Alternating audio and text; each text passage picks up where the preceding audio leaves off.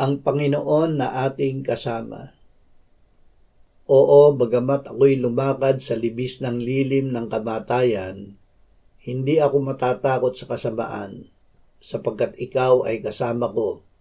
Ang iyong pamalo at ang iyong tungkod ay umaaliw sa akin. Awit 23:4. Ang Diyos ay lagi nating kasama. Habang tayo ay nabubuhay sa mundo, may pagkakataon na tayo ay lalakad sa libis ng lilim ng kamatayan.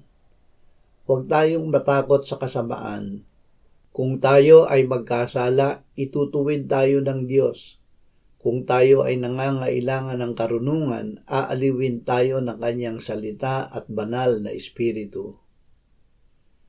Panginoong Hesus, salamat sa pangako mo na ikaw ay kasama naming lagi hanggang katapusan ng sanlibutan. Amen.